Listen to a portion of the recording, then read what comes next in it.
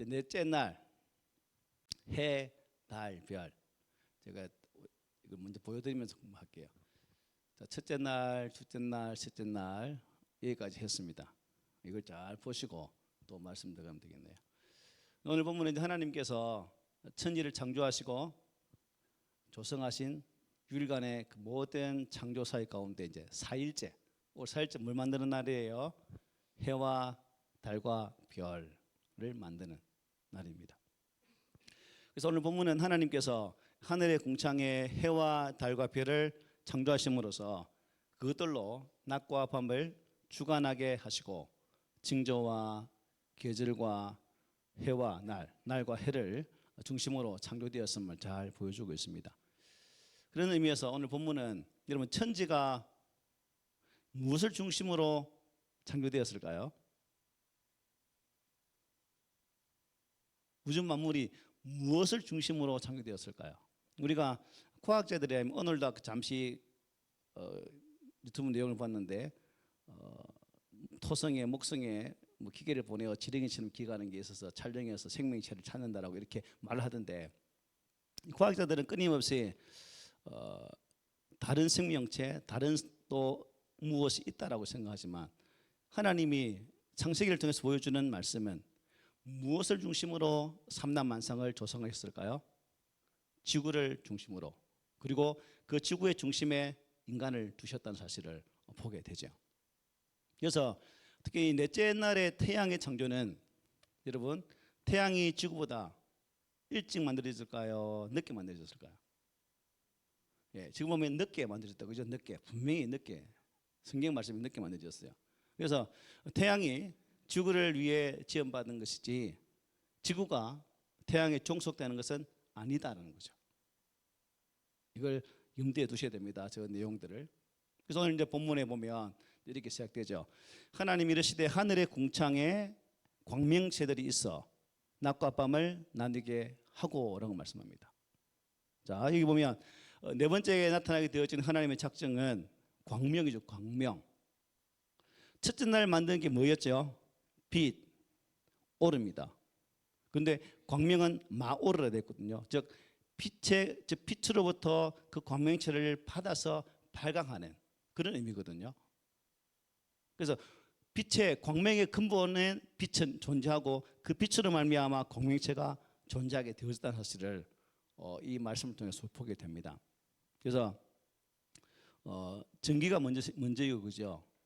전기 에너지가 발달되면 되겠어요. 전구가 불이 오죠. 이 순서를 바뀌면 안 됩니다. 전구가 있고 에너지가 온다, 이 말이 안 되니까 빛이 있고 광명체가 있다, 이런 식으로 우리가 성경을 이해하는 게 좋을 것 같습니다. 그래서 우리도 마찬가지죠. 하나님이 없는 우리 역시 우리의 존재 의미도 어떻다? 없다는 거죠. 모든 순서와 질서가 존재하는 것처럼 우리 인생들도 하나님과의 관계에서 그 질서가 정립되어질 때에 비로소 우리의 존재 가치가 있다는 거예요. 그래서 하나님이 없는 인생, 하나님 알지 못하는 인생은 그 가치를 전혀 모르는 사람들이죠.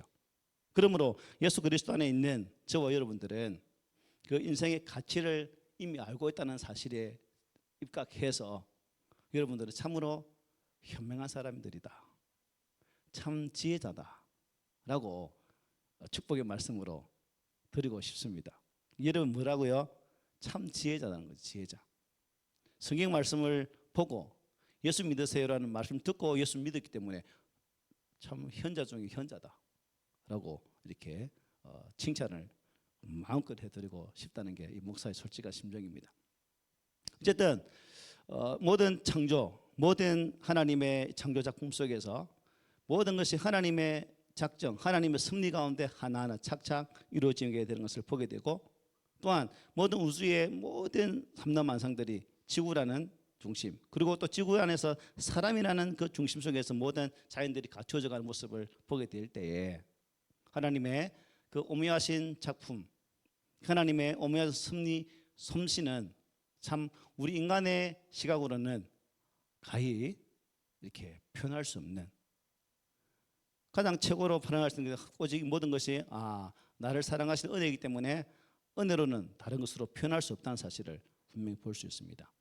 그래서 지구를 중심으로 해서 모든 우주, 하늘, 태양과 달과 별들이 존재하는 것처럼 하나님은 각각의 위치에 이것을 다 두었죠.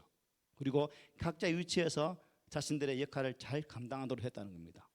그런 의미에서 하나님이 저와 여러분들을 각각의 위치에서 그 자리에 세워주셨다는 거죠. 그러므로 하나님이 나를 여러분들을 각자의 위치에 세워주셨다는 것은 그 사람마다 무엇이 있다는 거예요? 역할이 있는 것이고 그 역할은 결국 무엇으로 이어지는 거예요? 사명으로 이어지게 된다는 것입니다. 그래서 예수 안에 있는 자는 사명이 없는 분이 없어요. 다 사명이 있다는 거죠. 우리 집사님들은 하나님께서 나에게 주신 사명이 뭐라 생각하세요? 사명은 크기도 하고 작을 수도 있어요. 그죠? 달란트 비유처럼 그 사람의 능력에 따라서 주신 거기 때문에 차이는 있을 수 있습니다. 그러나 하나님 편에서는 차이가 있지만 우리 편에서는 그 차이를 논할 수가 없어요. 한 달란트는 한 달란트대로 순종하면 되는 것이고 두 달란트는 두 달란트 받은 대로 순종하는 것이 소명의 삶을 사명의 삶을 자기 역할에서 잘 감당하는 거예요. 그러므로 우리가 이런 분명한 역할 하나님이 세우신 그 역할 삼라만상이 하늘과 별들도 세우신 그 자리에서 하나님 명하신 대로 순종하는 것처럼 우리에게도 그런 모습이 꼭 필요하다는 것을 깨닫게 되죠. 앞에 보았던 4절 5절에 이렇게 말씀했어요. 하나님이 빛과 어둠을 나누사 하나님이 빛을 낮이라 부르시고 어둠을 밤이라 부르셨다라고 말씀하셨어요. 여기 보니까 빛과 어둠, 여러분 빛하고 어둠은 분리될 수 있을까요? 항상 같이 갑니다. 그죠? 빛이 있으면 이것도 지금 안에도 빛하고 그림자가 있잖아요. 어둠 부분이 항상 빛과 그림자는 같이 갑니다. 어떤 환경과 상황과 조건에서도 이 두 가지는 떨어질 수가 없어요. 그래서 어둡다가도 태양이 뜨면 어떻게 해요? 밝아지죠. 또 밝게 있다가도 태양이 지구로 돌아서 숨으면 또 어둠이 오는 것이 자연의 섭리 질서이기도 합니다. 어쨌든 하나님께서는 빛을 낮이라 부르시고 어둠을 밤이라고 이렇게 말씀하셨어요. 이것은 결국 모든 구별을 항상 하는 말씀이지만 누구를 염두에 두고 하신 말씀이에요? 우리 인간이에요. 모든 자연 창조, 모든 창조의 모든 배경은 하나님께서 하나님의 형상대로 만든 그 사람을 중심으로 해서 이것을 다 준비해 두셨다는 겁니다. 그러므로 우리 스스로는 나 자신을 어떻게 표현해야 될까요? 인생아 라고 한탄하는 것으로 표현하지 말고 아이고 나는 귀해 라고 말할 수 있어야 됩니다. 이게 하나님의 창조 섭리 속에 나타난 은혜이죠. 그러므로 우리가 이러한 창조 지시를 쭉 보면서 결코 그냥 넘어가서는 안 되는 중요한 사실들이 있습니다. 그게 뭘까요, 여러분? 우리는 하나님께서 조성해 주신 환경으로부터는 어떻게 절대로 벗어날 수 있다 없다? 벗어날 수 없다는 거죠. 내가 살아가는 삶의 자리가 고해일지라도 내가 살아가는 자리가 고통과 아픔이 있을지라도 우리는 그 자리에서 우리의 삶을 살아내야 된다는 겁니다. 왜? 하나님이 거기에 두셨기 때문에. 하지만 아까 빛과 어둠이라고 말씀하셨는데 계속해서 우리가 고해 같은 그 자리에 머무는 것이 아니라 그러한 어둠이 물러가면 반드시 하나님의 빛된 은혜도 존재할 수 있다는 사실입니다. 내 인생은 왜 이렇게 어둠만 있을까요?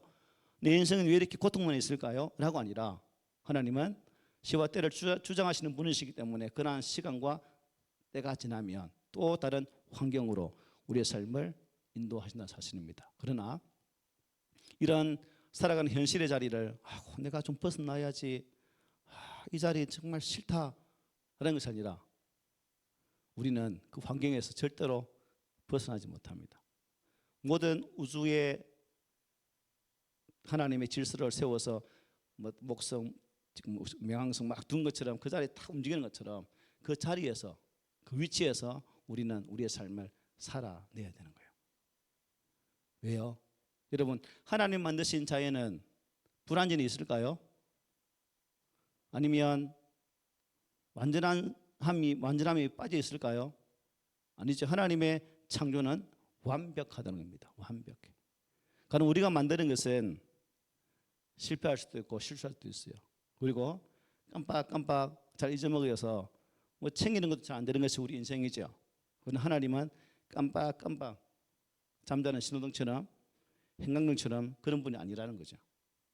항상 빛되신 분으로 함께 하시며 우리를 두신 그 자리에서 항상 살피시는 분이 나의 아버지 하나님의 사실을 꼭 기억했으면 좋겠습니다. 출애굽기 13장 21절에 보면 이렇게 말해요. 여호와께서 그들 앞에서 가시며 낮에는 구름 기둥으로 그들의 길을 인도하시고 밤에는 불 기둥을 그들에게 비추사 낮이나 밤이나 진행하게 하시니 낮에는 구름 기둥 밤에는 불 기둥이 백성 앞에서 떠나지 아니하니라 말씀하셨어요. 그리고 시인은 74편 16절에 고백합니다. 세 번째 이렇게 말하요. 낮도 주님의 것이요 밤도 주님의 것입니다. 주님께서 달과 해를 제자리에 두셨습니다라고 시인은 노래합니다. 이 말씀에 따르면 낮과 밤도 피조물이죠. 피조물입니다. 하나님께 지으셨다는 거예요. 하나님이 지었다는 것은 하나님의 다스림 속에 있다는 거죠. 낮과 같은 인생을 살고 있던 아까 말씀드린 것처럼 밤과 같은 그런 인생을 살고 있을지라도 우리가 조금도 근심하지 아니할 것은 하나님께서 낮도 밤도 주관하시기 때문입니다. 이 자리에 안 계셔서 하는 말인데 우리 양 집사님이 여러분 용감한 편일까요? 담대한 편일까요? 아니면 겁쟁이일까요? 어제는 내 놀랬습니다. 아주 근데 담대하더만 진짜 세더만 할 말 딱딱 하더라고요. 그래서 겉으로 풍기는 모습 아이고 무슨 이런데 담대하더라고. 하나님이 당신이 어떤 말을 했냐면요. 하나님이 당신 아프게 했고 뭐 이런 일 했으니까 하나님을 만나면 하나님이 이게 다 준비하시기 때문에 하나님도 알아서 해. 걱정하지 마. 바로 선포해보더라고요. 놀라워요 여러분. 그래서 참 사람이 그런 환경 속에서도 하나님에 대한 신뢰가 있는가 없는가에 따라서 이런 담대한 선포가 나오더라고요. 하나님은 선포하는 자에게 은혜 주시는 거예요. 우리도 마음껏 선포합시다. 하나님의 능력 안에서 선포하면 된다는 거죠. 낮도 주님의 것, 밤도 주님의 것, 내 인생의 밤도 내 인생의 낮도 하나님의 손에 있기 때문에 그 모든 것을 맡겨버릴 수 있는 그런 믿음이 우리에게 필요함을 믿습니다. 또 하나님께서는 빛이 하던 일을 누구에게요? 오르에 하던 일을 누구에게? 오늘 본문에는 광명, 마오르에게, 즉 광명에게 맡기죠. 첫째 날 빛이 만들으셨고 넷째 날에 광명체를 만들었어요. 그리고 그 빛으로도 충분히 모든 것을 감당할 수 있지만 하나님은 그 빛의 칼을 광명체들에게 맡기셨다는 겁니다. 이게 무슨 의미일까요? 우리에게도 하나님의 맡기심이 있다는 겁니다. 뭘 맡기시도 생각해요. 그 역할의 크고 작음은 중요하지 않습니다. 얼마나 충성스럽게 감당했는가. 그 성김이 전국의 새같이 빛나리 전황처럼. 장 교사 목소리 아름답죠? 들을 때마다 참 아름다워요. 아까워. 그래서 우리는 하나님께서 두신 자리에서 하나님께서 원하시는 그 모습으로 하나님께서 원하시는 일을 감당할 수 있어야 되는 거예요. 잠언 25장 13절 이렇게 말합니다. 우리 함께 읽어볼까요? 시작. 충성된 자는 사자는 그를 보낸 이에게 마치 추수하는 날의 얼음 냉수 같아서 능히 그 주인의 마음을 시원하게 하느니라. 저와 여러분이 나를 구원하신 하나님 아버지의 마음을 시원하게 드리는 그런 성도가 되면 얼마나 감사할까요? 이제는 본문 보면 이렇게 말합니다. 그것들로 징조와 계절과 낮과 해를 이루게 하라 말씀하셨어요. 하나님께서 징조를 완성하셨습니다. 징조, 신비에 쌓여있는 천체의 변화를 의미합니다. 전체가 하나님의 뜻대로 돌아가도록 역사하신다는 거죠. 그리고 계절을 완성하셨습니다. 새들의 이주 시기와 축제의 절기와 이 모든 계절의 순환에 따라 이어지는 그러한 전환 시기들을 하나님께서 다 완성하셨다는 겁니다. 사계절, 사계절을 만드시다는 거죠. 여러분, 이 추위하고 더위는 사계절과 어떻게 같을까요? 다를까요? 다르겠죠. 사계절은 낮의 길이에 따른 구분이고 춥다 덥다는 온도의 변화에 따른 구분이죠. 그래서 창세기 8장 22절 이렇게 말해요. 땅이 있을 동안에는 심음과 거둠과 추위와 더위와 여름과 겨울과 낮과 밤이 쉬지 아니하리라. 이런 구분이 언제부터 생겼을까요? 노아 홍수 이후에. 노아 홍수 이후에.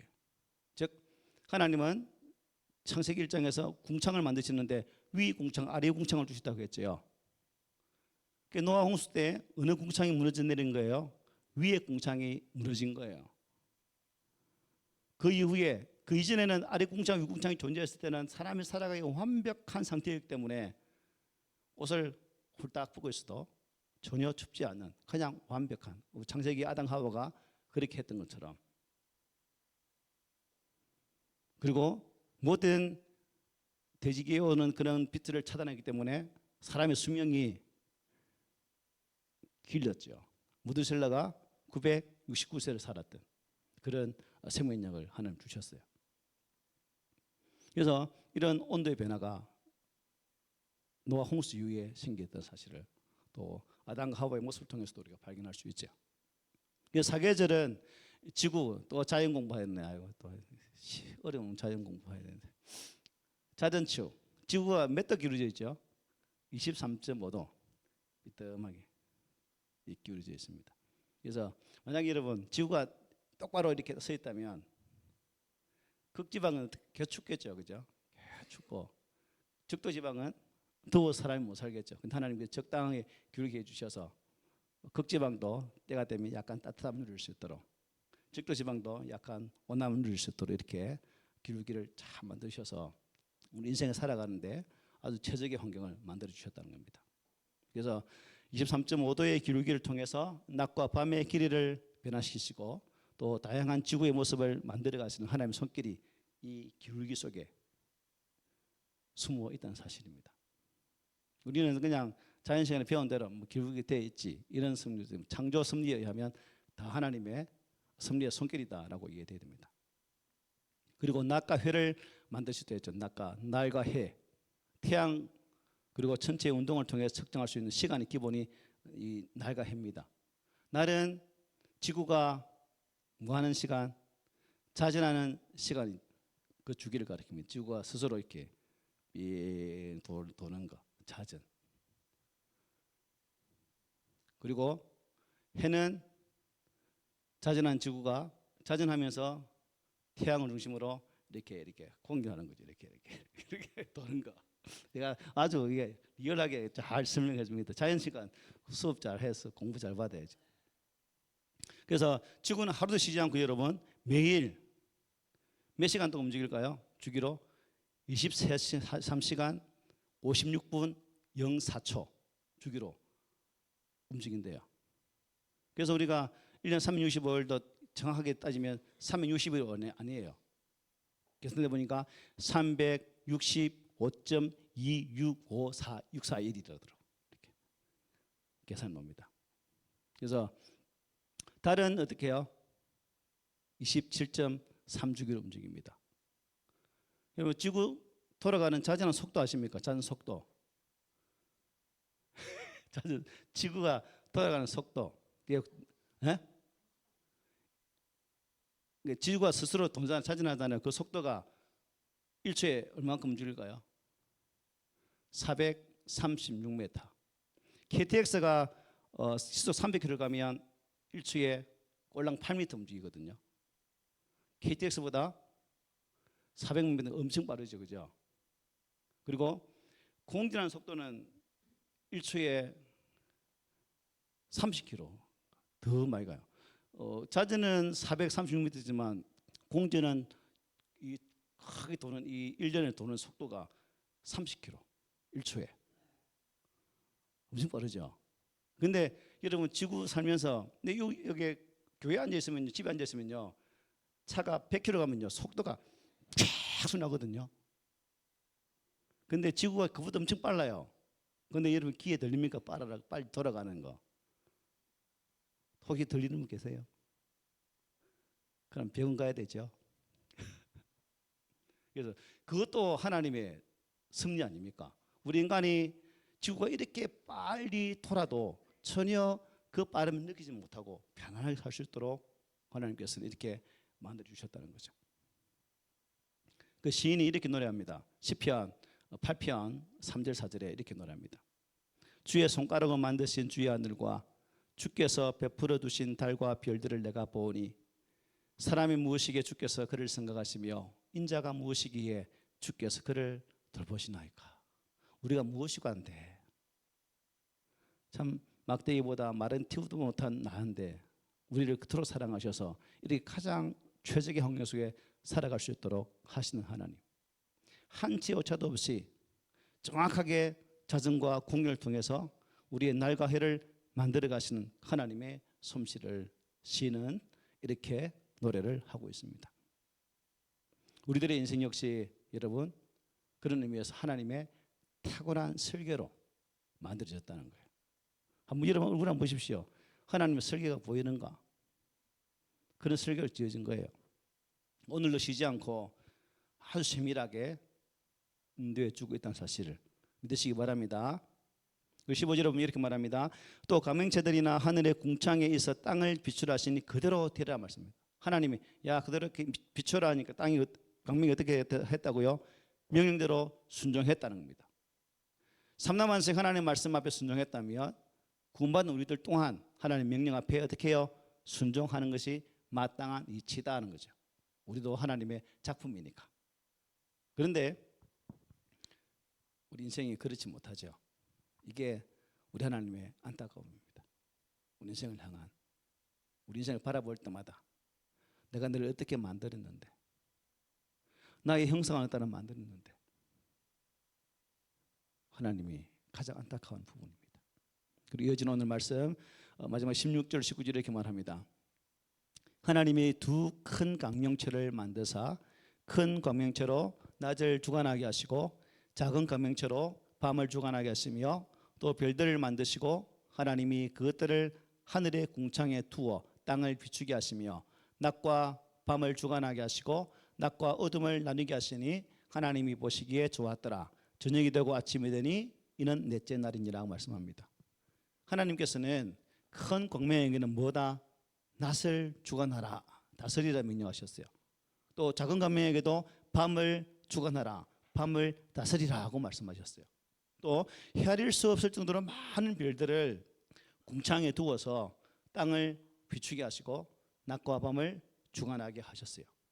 그리고 빛, 마오르, 어둠을 나누게 하셨습니다. 빛과 어둠을 나누게 하셨습니다. 우리들이 하루도 빠짐없이 매일 보고 경험하는 바로 그 해와 달과 별들, 그 빛이 바로 그 빛들이 낮과 밤을 주관하게 합니다. 그런데 여러분, 하나님은 여기 별들을 할 때 그냥 별들, 그죠? 두리뭉실하게 이렇게 말했죠. 니는 무슨 별, 니는 무슨 별, 작은 별, 큰 별, 저 별은 나의 별 이렇게 말하지 않고 그냥 둥기를 말했죠. 왜 그런지 아십니까? 왜 하나님이 별들을 그냥 별들이라 하지 이름을 말씀하지 않았을까요? 그 이유가 있거든요. 고대 사람들은 뭘 섬기게 됩니까? 일월 성신을 섬겨요. 즉 우상화하게 된다는 거죠. 그래서 하나님께서는 그것을 염두에 두시고 그냥 그 모든 것들을 별들에 칭하시고 그 모든 별들이 우리 사람을 위해 하는 것인데 하나님의 창조 질서 중에 하나인데 그것을 알지 못하기 때문에 그냥 그렇게 말씀하신 거예요. 근데 우리 인간들은 어떠죠? 그걸 보면서 때를 따지고 또 점을 치기도 하고 그죠? 그렇게 하잖아요.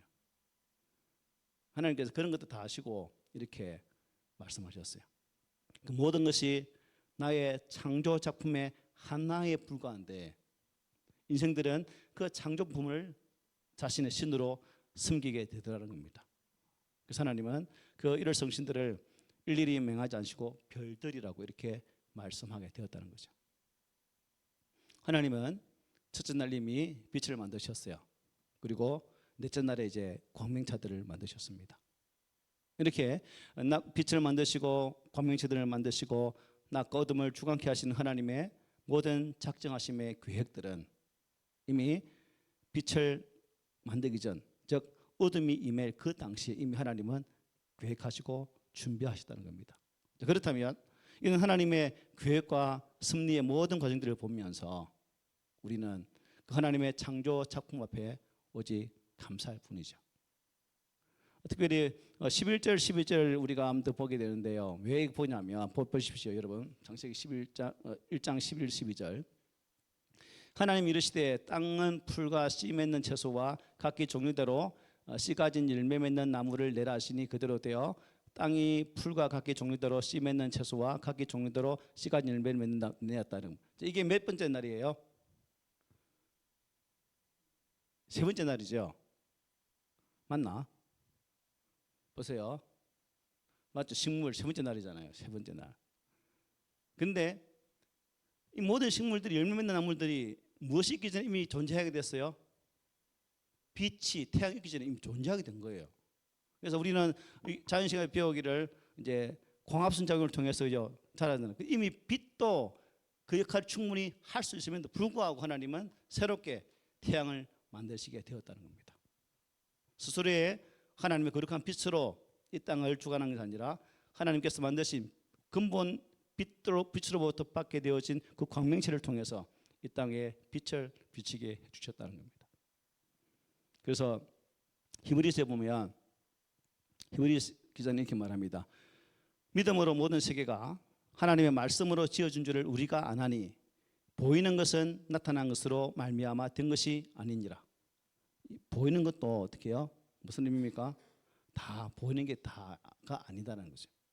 최근에 아주 심해 깊은 곳에서 그동안 미처 발견하지 못한 생명체가 또 발견됐거든요. 있는 게 다가 아니라는 거죠. 있는 게 다가 아니다. 계속해서 하나님께서 만드신 것은 우리 인간이 또 능력이 되면 발견할 수 있는 또 알아낼 수 있는 그런 능력들이 생기게 된다는 것을 보게 됩니다. 자, 우리가 이 땅 살아가면서 참 광명체가 또 달과 별들이 각기의 위치에서 하나님의 영광을 드러내는 것처럼 저와 여러분들도 빛 대신 예수 그리스도 안에서 그 빛을 받아 살아가고 있는 자들입니다.